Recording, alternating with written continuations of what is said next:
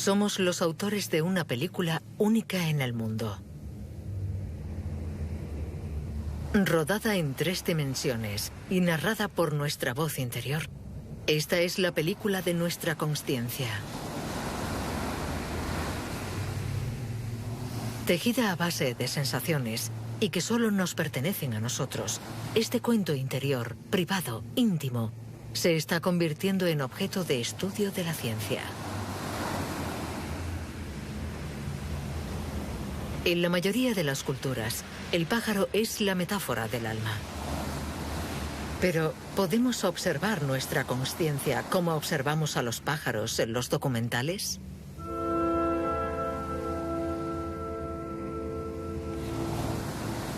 ¿Qué puede decir la ciencia sobre este yo que constituye nuestra experiencia de la vida y del mundo?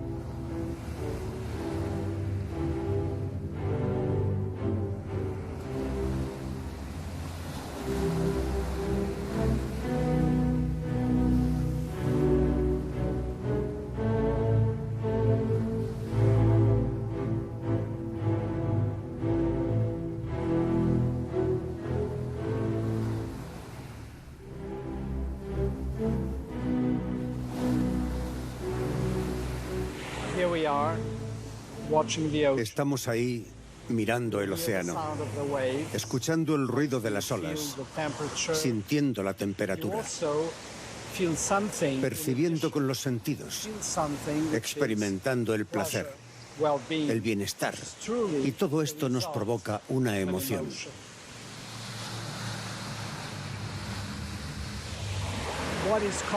La consciencia en ese momento, para mí, es la unión de cada una de esas partes. Y curiosamente, lo que otorga unicidad a la consciencia proviene muy probablemente del hecho de que todo esto me está sucediendo a mí. Es una experiencia de mi cuerpo. Ser consciente significa sentir lo que pasa en el interior y en el exterior de nuestro cuerpo. El componente realmente fundamental es lo que siento en mi interior. Sin esto, no hay consciencia.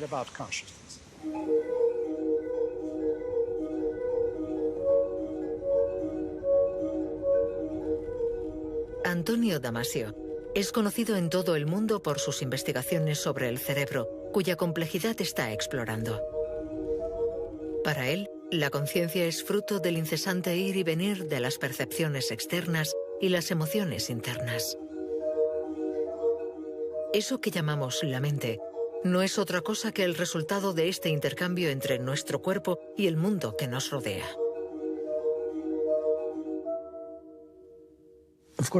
Estamos hechos de materia. Esto es evidente. Nuestras células, nuestros tejidos, todo es materia. Todo está hecho de moléculas que a su vez están hechas de átomos y estos de partículas. Todo eso es materia, pero una materia organizada de forma extremadamente compleja. Y en este nivel de complejidad es donde algo nuevo emerge.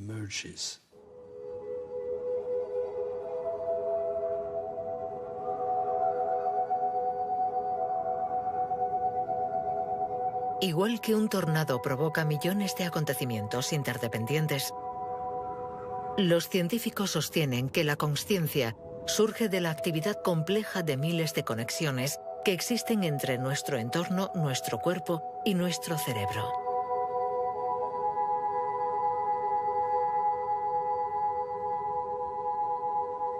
¿Cómo se entiende que la materia sea el origen de la mente? Durante la evolución, siempre ha estado muy presente la idea de trasladar al interior del organismo una representación del exterior. Y la conciencia, o eso que llamamos mente, es finalmente la capacidad biológica surgida a lo largo de la evolución de crear en nuestro cerebro una representación cada vez más sofisticada del mundo exterior.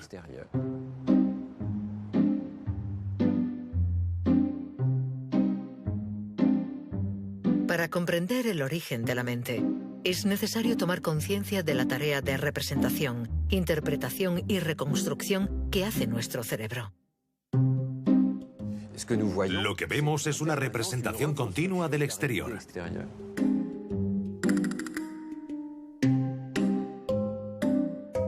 Las ilusiones visuales nos ofrecen decenas de formas de manipular la conciencia libremente.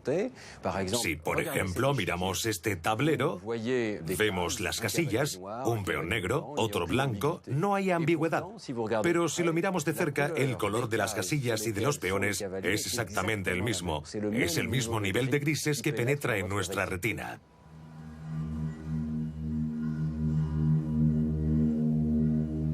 ¿Qué está pasando? Hay una mancha oscura que bien podría ser una sombra. Parece que proviene del cilindro que se asienta sobre este tablero. Por lo tanto, nuestro cerebro sustrae inconscientemente la sombra de la imagen que percibimos y nos muestra el tablero tal y como sería si no hubiera sombra. Todos estos cálculos son inconscientes. Lo único de lo que somos conscientes es del resultado. Pero este ejemplo nos enseña que el cerebro hace cálculos complejísimos antes de que podamos acceder a la información consciente.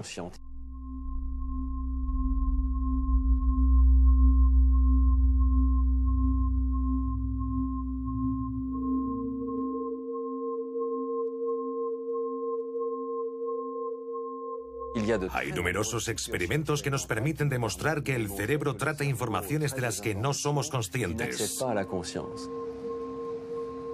Uno de ellos consiste en presentar muchos puntos amarillos alrededor de un punto central y tenemos que fijarnos solo y absolutamente en ese punto, sin mover los ojos de él. Y veremos que si miramos durante un rato este punto central, los puntos amarillos que al principio eran visibles desaparecerán. Más tarde reaparecerán y sobre todo si movemos los ojos, tac, reaparecen para volver a desaparecer. Estos puntos son estables en nuestra retina y nuestro cerebro los trata como una información parasitaria. Probablemente los defectos de la retina, como los capilares que podrían estar delante de la escena visual. Así el cerebro los elimina porque solo le interesa la percepción del mundo exterior y esos puntos no parecen venir de fuera. Son muy estables para venir del exterior.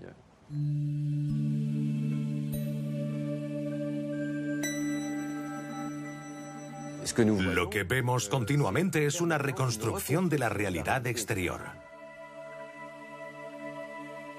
Al escondernos su trabajo de reconstrucción, el cerebro nos da la ilusión de que percibimos el mundo y no su interpretación.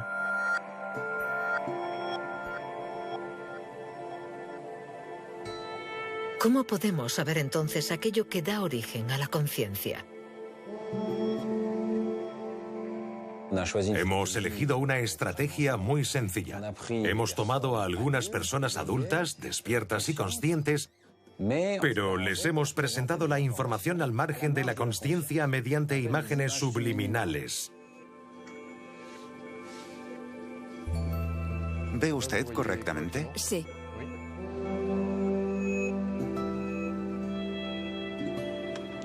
Adelante. En esta experiencia presentamos una cifra durante un tiempo muy breve, 16 milisegundos. Le sigue un espacio en blanco y después unas letras en el lugar donde aparecía la cifra. Empezamos el experimento y como el lapso entre la cifra y las letras es bastante amplio, podemos identificar cada cifra y decir si se trata de un 4 o de un 1. Aceleramos progresivamente el tiempo de la presentación hasta los 66 milisegundos y algunas personas dejan de ver la cifra.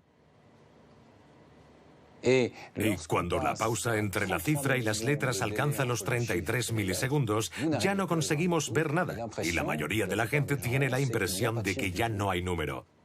El número está ahí, pero no llega a nuestra consciencia.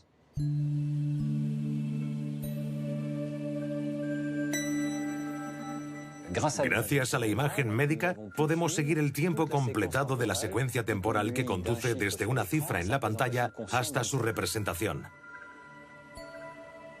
En primer lugar, el número debe llegar a la retina, cuyas neuronas son sensibles a las manchas de luz que componen la imagen.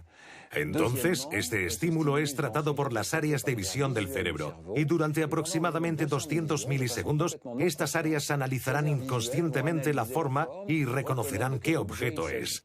Pero el cerebro puede conocer el objeto antes de que lo hagamos consciente. Todavía serán necesarios 100 milisegundos más para que continúe la actividad cerebral y la imagen llegue al córtex frontal, al córtex parietal. Estas regiones se sincronicen y se pongan de acuerdo. Determinan que es una cifra, el 2, y solo entonces la representación se hace consciente. La actividad cerebral no es en absoluto la misma en función de si vemos o no el número. En ambos casos, el tratamiento inconsciente es idéntico. Pero cuando vemos el número, el cerebro destella. Ese destello es la firma neuronal de la conciencia. Hay sistemas del cerebro especializados, contienen información local y encapsulada. Hay un sistema para las caras, los lugares, las palabras escritas o habladas. En principio, estos sistemas no se comunican entre sí, aunque según nuestra teoría, la conciencia se basa en compartir información. Ser consciente significa poseer una información concreta al servicio de todos los tratamientos corticales que poseemos.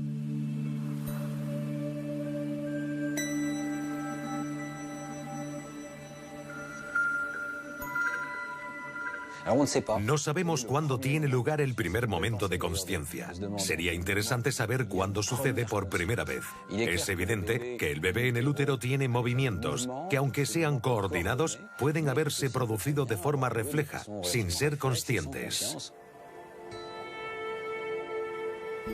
Desde el principio, la consciencia comienza por las percepciones. ¿Qué sucede en el cerebro de un bebé que ve, escucha y siente placer? ¿A partir de qué momento podemos ver los primeros signos cerebrales de la consciencia? El problema con los bebés es que no pueden decir si son conscientes o no. Lo que hacemos es mirar directamente en el cerebro para ver si los mecanismos de la conciencia, reconocibles en los adultos, están presentes en el cerebro del bebé. Nos instalaremos delante de la pantalla. Vamos a mostrarle algunas caras durante espacios de tiempo cortos o largos y vamos a grabar su actividad cerebral al mismo tiempo. Vale. Los investigadores han medido la actividad cerebral de los bebés de 5 a 15 meses para intentar encontrar en su cerebro el destello característico de la toma de conciencia. Este estudio demuestra que un bebé tiene los mismos mecanismos de toma de conciencia que un adulto cuando se le muestra una cara. Durante periodos relativamente largos, la activación es tardía. Y en los periodos demasiado cortos como para que el bebé capte el rostro, la respuesta es de nivel 0, completamente plana. La única diferencia que podemos observar entre el adulto y el bebé es de tiempo. Los mecanismos son los mismos, pero el bebé tarda entre 3 a 4 veces más. Esta curva característica prueba que desde los 5 meses los bebés son conscientes de su percepción. Esta curva demuestra que aunque la cara haya desaparecido, el bebé sigue pensando en ella, focalizándose en ella, y se dice a sí mismo: acabo de ver algo interesante. He visto una cara. ¿Qué significa esto? ¿Por qué la he visto? ¿Se parece a alguna otra cosa? Claro que no podemos saber lo que el bebé está pensando, pero sabemos que está pensando.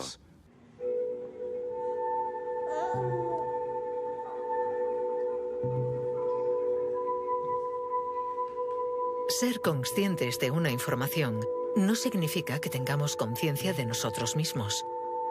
Desde los años 70, la experiencia del espejo nos permite comprobar este tránsito tan conocido del bebé.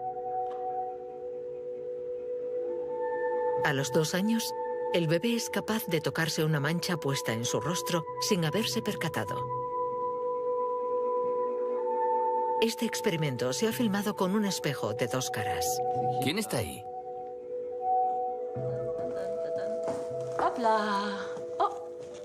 ¿Quién está ahí? Con 24 meses, Flor pasa claramente la prueba.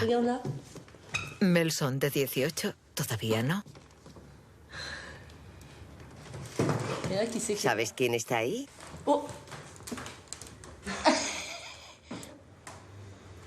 Sí, lo veo en el espejo, pero ¿dónde está? Está aquí. Está ahí. Vemos claramente que se toca. Es completamente consciente de que lo que ve en el espejo es él mismo. Es interesante porque se trata de un movimiento muy complejo a nivel de consciencia. Ser capaz de tocarse por lo que ve en el espejo. Mira lo que hago.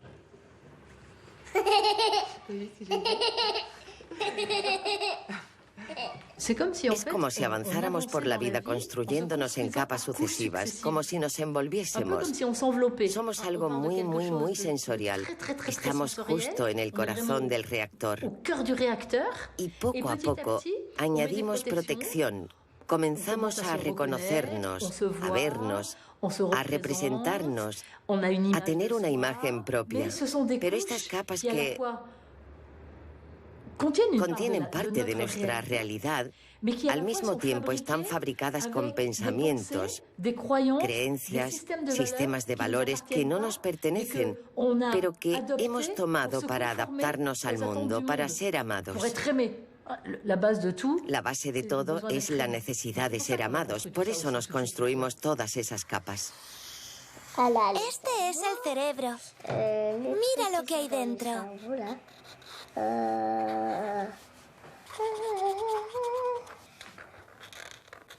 Aquí pienso cosas. Aquí pienso que soy un caballo o que mis padres quieren que le recoja flores. Ya está. Mi cerebro está listo.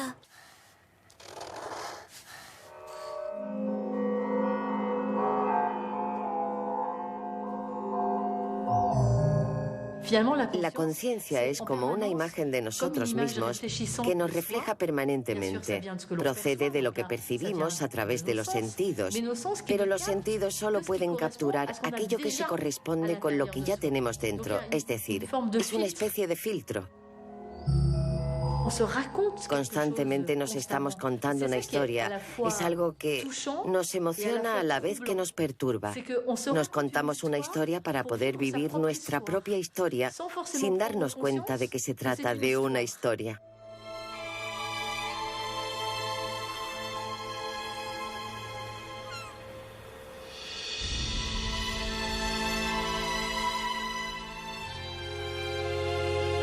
Como lo expresa bellamente Nancy Houston, somos la especie de los mentirosos. Nos contamos fábulas inocentemente. Con los mismos métodos que los fabuladores, creamos la ficción de nuestra propia vida.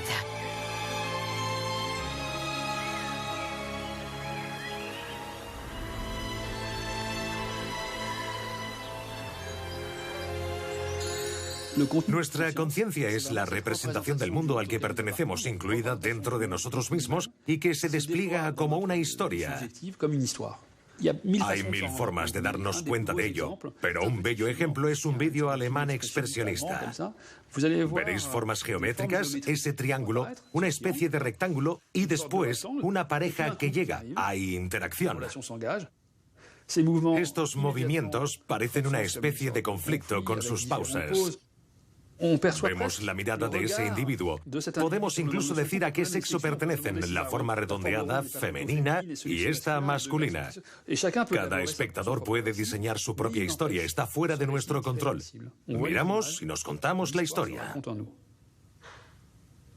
Cuando percibimos el mundo, esta representación que se construye en nuestro interior y que se hace consciente, es una representación que tiene forma de historia. Eso es, a salvo. Fin de la historia. Como estas figuras elementales no tienen ningún atributo por sí mismas, podemos ver que la historia viene de nosotros.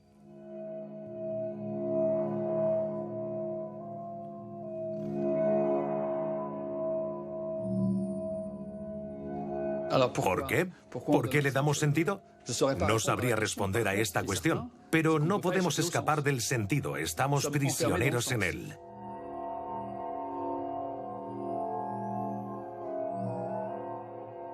La diferencia entre la realidad y la representación es lo que da lugar al sentido.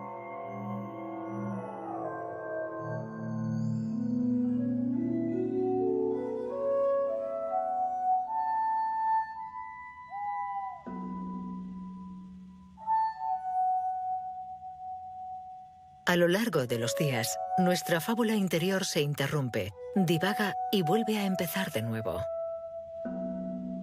Dormidos o despiertos, concentrados o en la luna, nuestra conciencia oscila a su antojo de un estado a otro.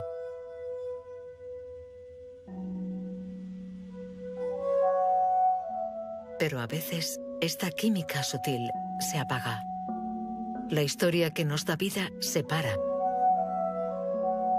Son los casos de estados de conciencia alterados.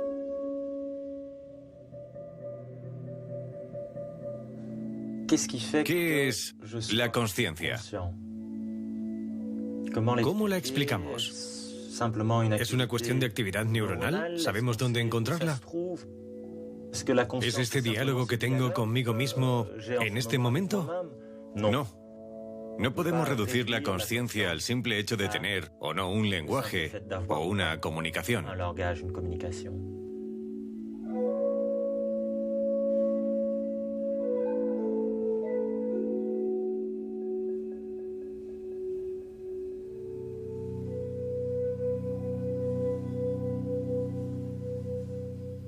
La vida produce la conciencia.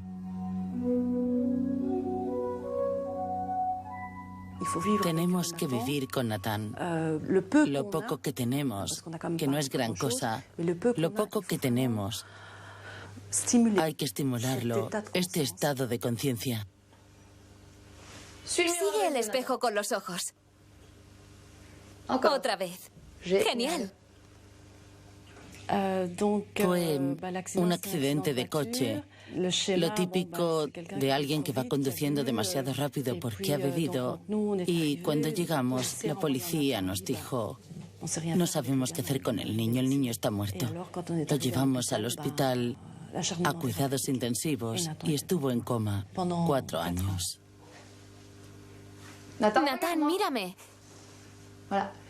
Nathan, ahora cierra los ojos muy fuerte. Ciérralos. Muy bien, genial. Genial, lo has hecho muy bien. Él siempre está buscando esa vocecita que le viene de cuando en cuando, pero que por desgracia no tiene todo el tiempo. A veces está completamente ausente.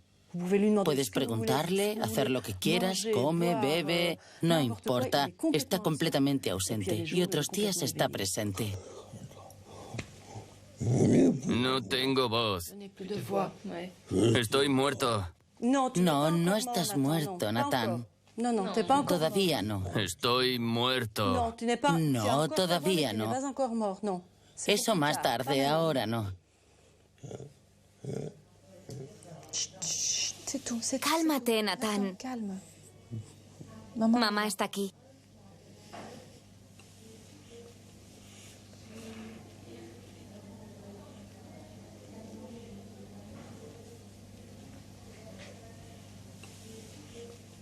Él es un ser vivo con la conciencia disminuida. Así que los puntos de referencia que nosotros tenemos, él no los tiene. Se los llevó el coma.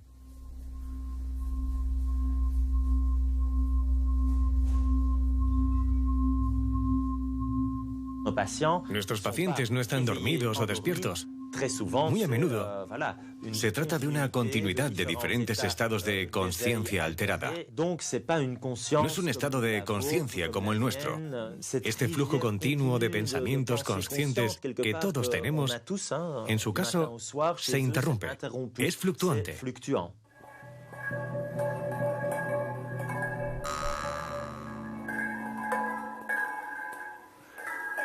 Cuando la consciencia de un paciente fluctúa, necesita comunicarse a través del lenguaje o de algún otro código para que sepamos que está consciente. Pero los pacientes con parálisis no pueden revelar nada de su estado mental. Tras exámenes intensivos y repetitivos, más de un tercio de los pacientes en estado vegetativo consigue mostrar signos mínimos de conciencia, a pesar de las apariencias. Cuando los médicos se plantean la pregunta de la conciencia, lo que quieren saber es, ¿hay alguien ahí?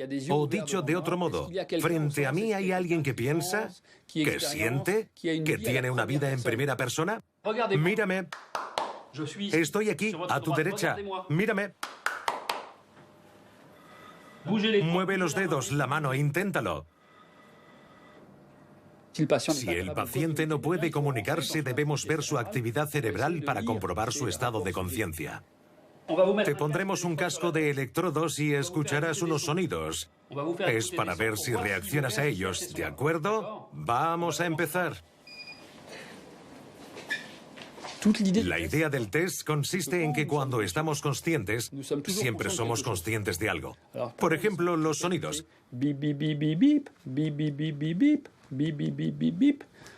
Desde el principio vais a poder, aunque no os diga nada, tomar conciencia de los sonidos y de que el quinto es diferente.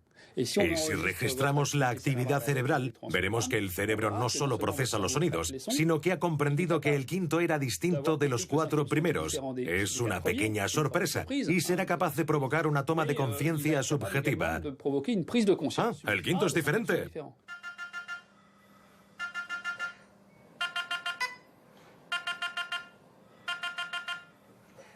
Con este simple test auditivo, los investigadores han encontrado el medio de ver la huella de esta pequeña sorpresa en el cerebro.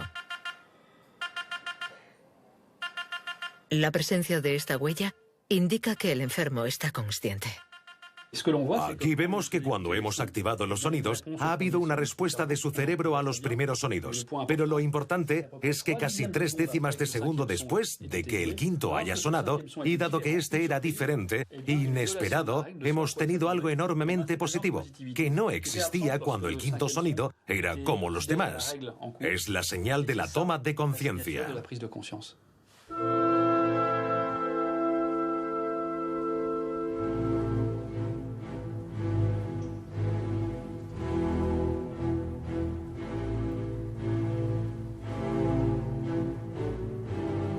En Milán, un investigador parece haber encontrado un medio todavía más radical para estudiar la conciencia en nuestro interior. Ha inventado una especie de conscientímetro que mide la amplitud de nuestros estados de conciencia y de vigilia. Cada día morimos. En el sueño profundo, nuestra conciencia desaparece. Cuando yo tenía unos 8 años, antes de irme a dormir, me esforzaba por llegar al límite. Quería sentir lo que es estar muerto. No es el silencio puro, ni tampoco el negro absoluto. Todo desaparece.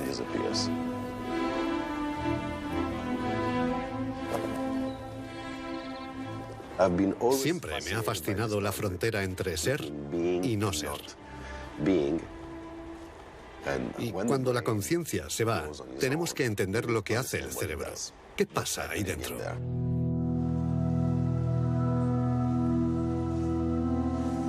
Marcello Massimini empezó estudiando su propio cerebro. Con 3 niños que se despiertan a menudo por la noche, consigue sin problemas entrar a voluntad en un profundo sueño sin sueños. La cuestión es, ¿qué cambia? ¿Existo o no existo? En ambos casos, la estructura del cerebro es la misma. Sabemos que el cerebro no se apaga. A veces la actividad cerebral es incluso más fuerte, pero la conciencia desaparece. Este es el misterio al que nos enfrentamos. Hemos partido de la idea de que observar la actividad no era suficiente. Era necesario golpear el cerebro y escuchar el eco producido por esta estructura. La idea de Marcello era administrar un impulso electromagnético y medir cómo esta señal se propaga en el interior del cerebro. Esta es la sonda magnética. Envía 10.000 voltios en una fracción de milisegundo, es decir, un tiempo muy breve. Estos 60 electrodos registran la música eléctrica producida por mis neuronas cuando golpeamos.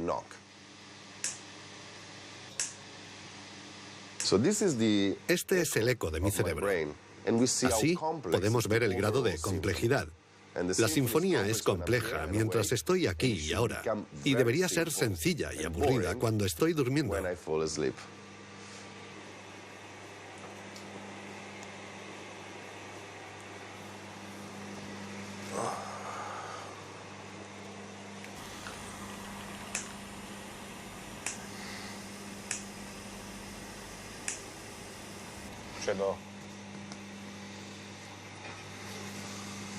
Vale, ya está.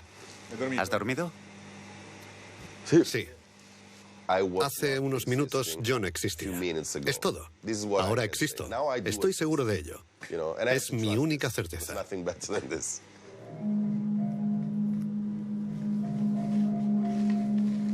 Al comparar su cerebro despierto y después dormido, esto es lo que Marcello ha descubierto.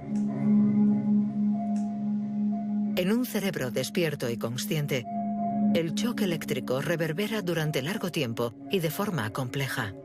Mientras que en un cerebro dormido, en un sueño profundo sin soñar, la rica conversación que existe durante la vigilia se transforma en un corto monólogo.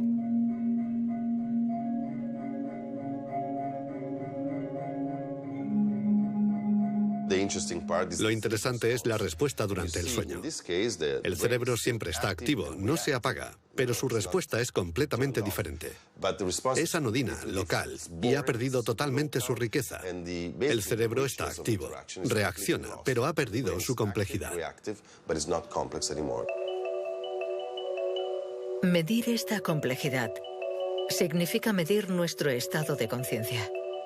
Los cerebros en coma, anestesiados o dormidos, son siempre menos complejos que los cerebros despiertos y conscientes. Con estas medidas, los científicos pueden ya interpretar el fenómeno de la consciencia en términos puramente matemáticos. Todavía no podemos explicar la consciencia, pero podemos medir la complejidad de su eco. Este eco es la música de la conciencia. Es la reflexión de una estructura magnífica, de una catedral donde los ecos viajan y se propagan. Es la expresión de un potencial, un maravilloso trozo de materia.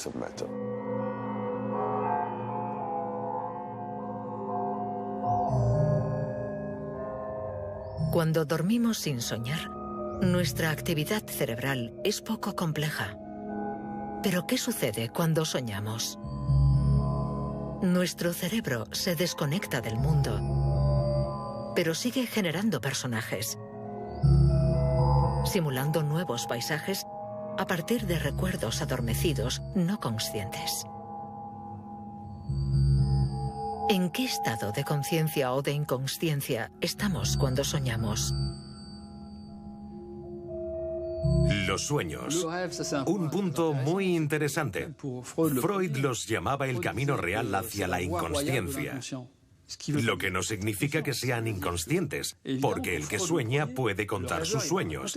Somos conscientes de ellos. Cualquiera que nos diga que los sueños son inconscientes está tomando un atajo absurdo. El sueño es un estado de conciencia.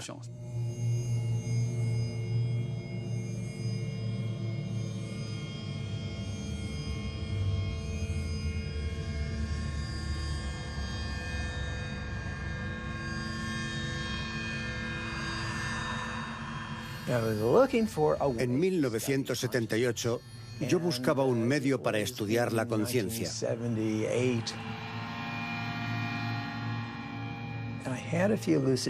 Tuve algunos sueños lúcidos que fueron muy sorprendentes. Estaba en un sueño y me sentía tan presente como lo estoy ahora.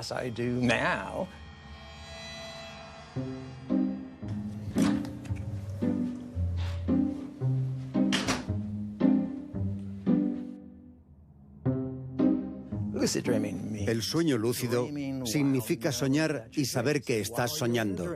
Mientras soñamos, tenemos la conciencia explícita de que estamos dentro de un sueño. A caballo entre el sueño y la vigilia, los sueños lúcidos son para Stephen LaBerge el medio ideal para descifrar nuestra conciencia. El investigador se mete de lleno en 37 años de sueños para registrar, descifrar de la forma más lúcida posible. Y descubre que la consciencia no es más que una clase especial de sueño. Así es como funciona. Durante la fase REM, el cerebro está encendido, está totalmente activo y es natural que produzca una simulación de la realidad.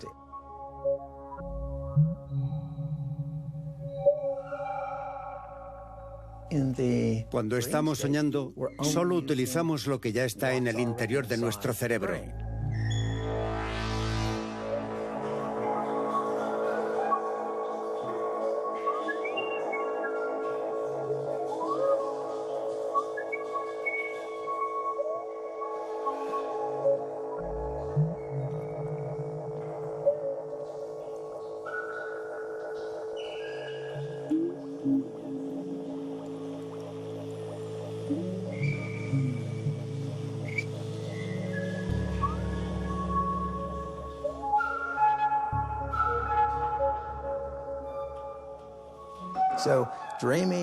Se podría decir que percibir la realidad es soñar la realidad.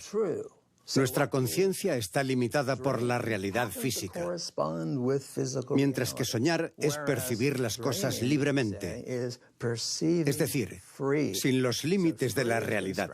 Los sueños no están condicionados por las leyes de la física ni de la sociedad, solamente por nosotros.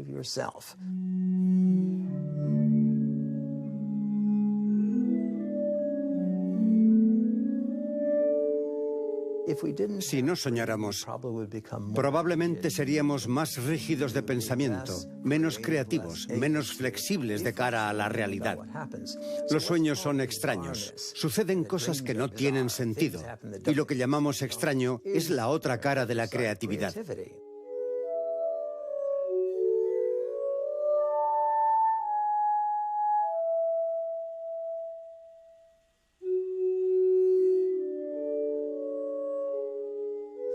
La conciencia es un sueño. Creamos nuestra propia experiencia de la realidad. Todos estamos en la caverna de Platón y esta caverna está en nuestro cráneo. Estamos encerrados en este cráneo y no podemos ver otras imágenes que las que se proyectan sobre esta pantalla que atraviesa nuestros ojos y nuestros sentidos.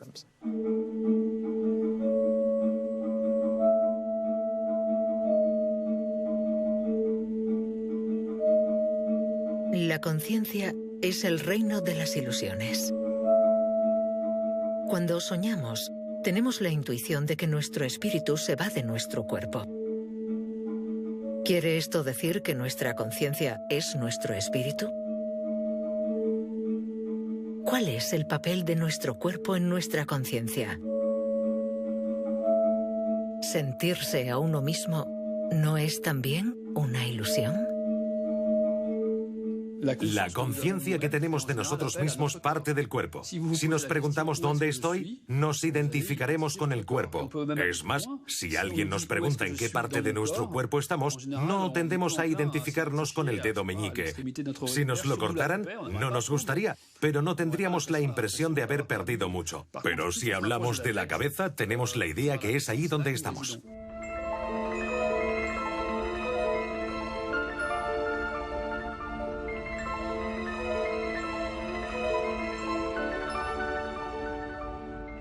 ¿Cómo podemos tener un sentimiento de identidad que experimenta el mundo y que vive en el interior de nuestro cuerpo?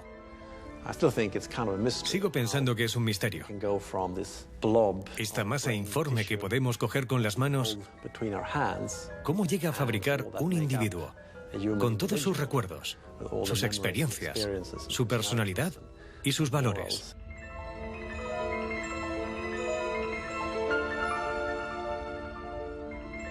Estamos en Estocolmo, en la iglesia donde Descartes fue enterrado en 1650. Una de las ideas clave de Descartes era que el alma y el cuerpo físico están hechos de sustancias distintas.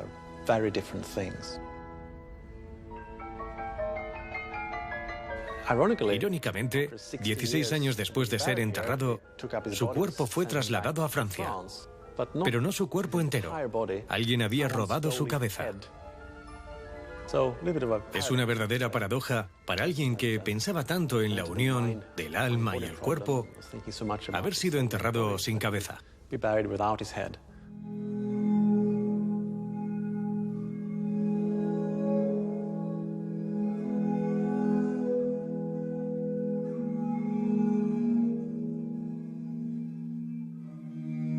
Con nuestros experimentos hemos desafiado a Descartes.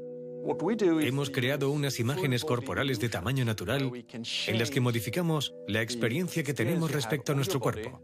¿Qué apariencia tiene y dónde se encuentra?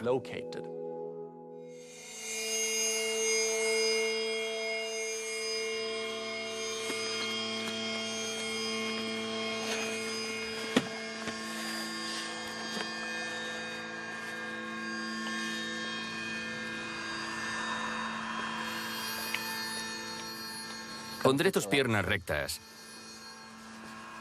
Bien. Ahora colocaré 2 electrodos sobre sus dedos para poder medir su ansiedad. ¿Vale? Vamos a ponerle el casco. Mueva un poco la cabeza. El sujeto de la prueba lleva un casco con 2 pantallas conectadas a 2 videocámaras situadas en la cabeza de la muñeca, mirando hacia abajo. Primero tocamos a la muñeca, sus piernas, por ejemplo, y al mismo tiempo acariciamos las piernas de la persona, sincronizando los toques de la forma más perfecta posible, sin dejar de acariciar las mismas partes de los 2 cuerpos en la misma dirección. Y como las caricias son simultáneas, el cerebro interpreta estas sensaciones visuales y táctiles como «soy la muñeca».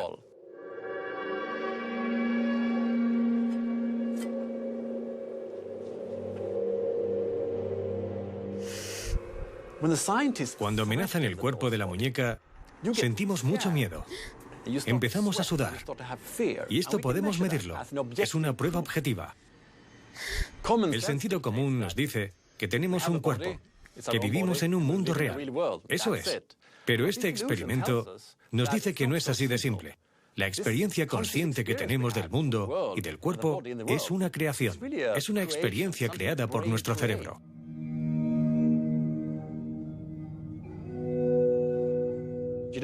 La conciencia y el pensamiento no están separados del cuerpo. Ambos están muy íntimamente unidos.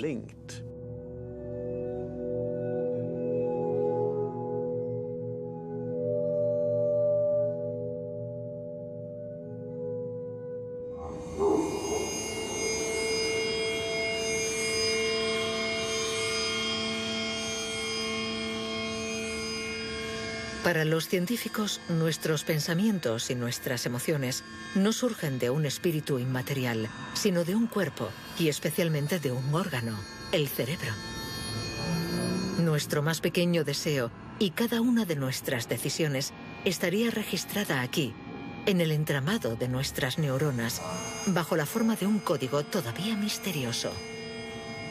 Pero todavía no sabemos quién decide en mí. En la escuela, a menudo resolvía problemas de matemáticas o de física por placer. Si me bloqueaba, la idea del placer me ayudaba a encontrar una solución diferente. Y la solución surgía en mi mente. Eso me fascinaba porque yo me preguntaba, ¿quién hace los cálculos? ¿Quién resuelve el problema?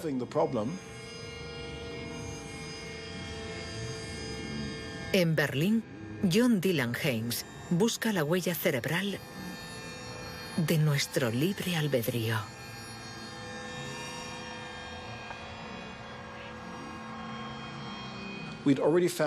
Ya hemos demostrado que podemos predecir las intenciones de alguien a partir de su actividad cerebral.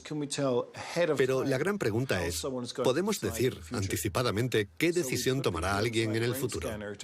¿Será posible, gracias a un escáner, predecir las elecciones de una persona antes incluso de que sienta que se ha decidido?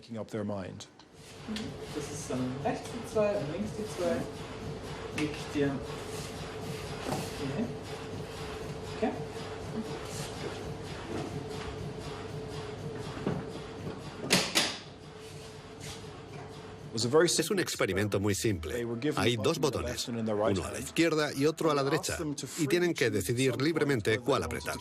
Es una elección libre. Para estar seguros de que la elección es totalmente libre, el investigador propone una alternativa muy limitada. La persona pulsa en unos botones que no encienden nada. Después, dispone de todo el tiempo que desee para decidirse. La firma cerebral de esta decisión sin consecuencias es muy sorprendente. Podemos predecir la elección de una persona a partir de su actividad cerebral hasta 7 segundos antes de que piense que ha tomado su decisión. 7 segundos. Un tiempo increíblemente largo. En el cerebro de las personas testadas, hemos encontrado dos regiones determinantes para decidir. Atendiendo a los voxeles, pequeños fragmentos que se parecen a cristales de azúcar, vemos que algunos de ellos se activan cuando estamos a punto de elegir el botón izquierdo, y otros lo hacen cuando vamos a elegir el derecho. Así, el resultado de la resonancia nos dice qué decisión tomará. Y en ese caso, la conciencia no tiene ninguna influencia causal en lo que pase. Puede ser que guarde lo sucedido en la memoria o que solo sirva para mantenernos informados.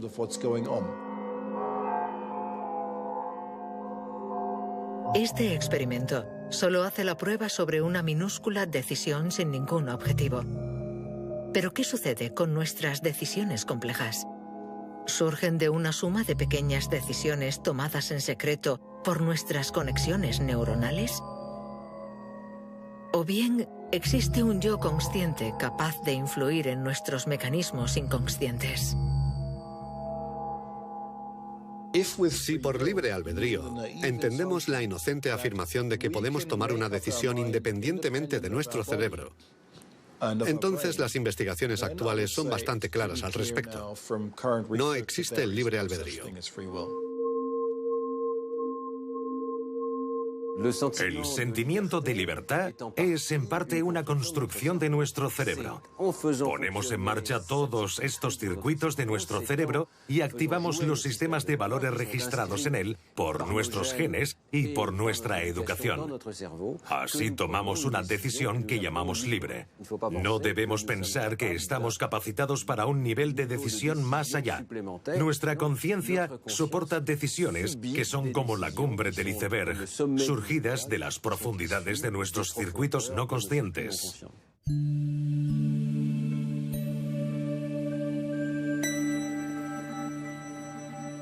Es posible que haya un 95 o un 98% de actividad cerebral inconsciente.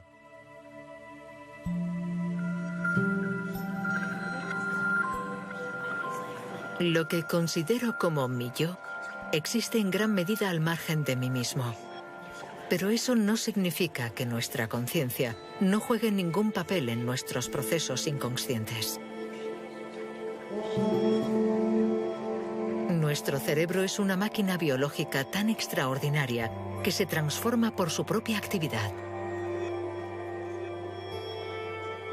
Cuanto más circula una información por nuestro cerebro, más profundamente se graba en nuestras conexiones nerviosas. Estos caminos no conscientes son el terreno sobre el que crecen nuestros pensamientos. El trabajo del cerebro es producir pensamientos, igual que los pulmones respiran o el corazón late. No tenemos que preocuparnos de nada, él lo hace solo. El problema es que mi cerebro hace el trabajo en función de mi temperamento, de mi patrimonio genético, de mi pasado. Pero mi parte de libre albedrío, la parte que toma las decisiones, mis valores, no influyen mucho.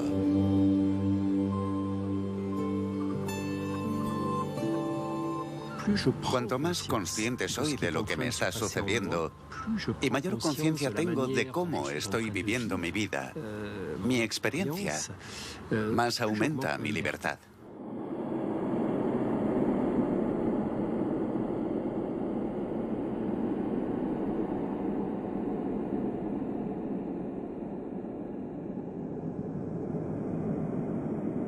En 1992 salieron a la luz los primeros estudios que mostraban que la psicoterapia modificaba la dinámica del cerebro.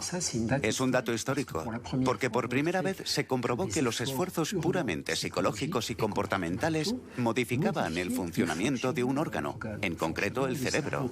La meditación produce el mismo efecto. Visto desde fuera parece mágico, pero en realidad es lógico. El cerebro es un órgano como los otros. Si entreno mis músculos, voy a desarrollar mi fuerza. Y si entreno con regularidad mi cerebro, desarrollaré ciertas capacidades cerebrales.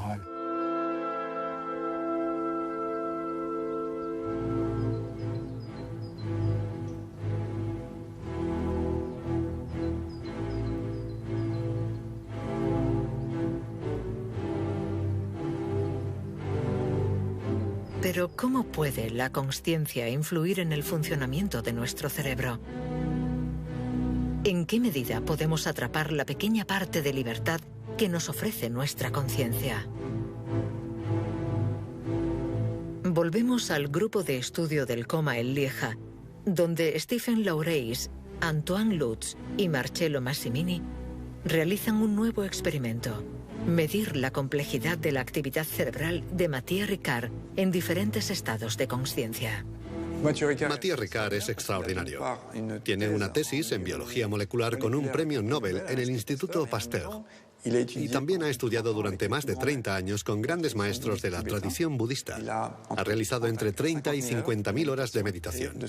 Y puede pasar fácilmente por diferentes estados, como este de presencia abierta que nos interesa hoy. Perfecto. Ahora a comer. He pasado 12 horas seguidas, 2 días en un escáner, etc., situándome en diferentes estados. Desde la presencia abierta, que es el estado de conciencia más claro y lúcido, hasta un estado que llamamos de opacidad cognitiva inducida, que es un término técnico para designar el estado de máxima estupidez que podamos imaginar, un estado de torpeza autoinducida. ¿Qué sucede en el cerebro de Mathieu Ricard cuando por propia voluntad y de forma subjetiva pasa de un estado de conciencia aumentada a un estado de conciencia disminuida? El resultado de este experimento es sorprendente. Mathieu Ricard consigue solo a través de su pensamiento cambiar la complejidad de su actividad de un 20 a un 30%. Estos resultados son muy preliminares. Harán falta otros estudios estadísticos para ver si esto no es una excepción. De todas formas, sería extraño que esto fuera casualidad porque lo hemos hecho durante horas y cada vez que caigo en ese estado de torpeza, bajo del 20 al 30%. Cuando vuelvo a la plena conciencia, la actividad remonta. En mi opinión, esto es una evidencia.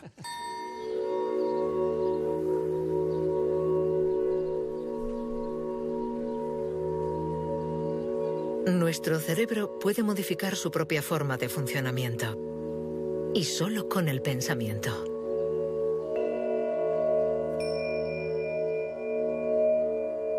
La ciencia redescubre poco a poco que ciertas prácticas de la mente tienen una acción real sobre nuestros cerebros. Pueden literalmente transformarlos en su estructura y en su funcionamiento más íntimo. Pero ¿dónde está el puesto de control que engendra tales cambios? ¿Por qué es tan inasequible? No existe un yo aislado. No existe un puesto de control en el cerebro. La neurociencia es taxativa. No hay puesto de control. Lo que hay es un flujo de conciencia dinámico y cambiante. Un flujo experiencial. Momento a momento, cada uno determina el estado del siguiente. Y el conjunto de experiencias pasadas hace que mi estado presente refleje la historia de este continuum. Unas las recuerdo, otras no. Pero en esto consiste este continuum. No hay más.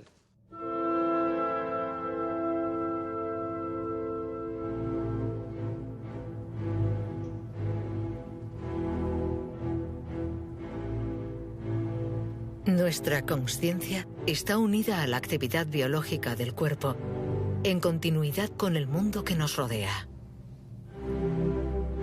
Pero tenemos un pequeño margen de maniobra. Tenemos el poder de modificar la historia que nos contamos a nosotros mismos. Para darle sentido al mundo, nuestro cerebro concibe las categorías y los límites. Vemos el mar a un lado y la arena al otro. Pero cuando nos acercamos, esta frontera desaparece. ¿Dónde comienza el mar y termina la playa? ¿Dónde empieza la consciencia? ¿Dónde termina?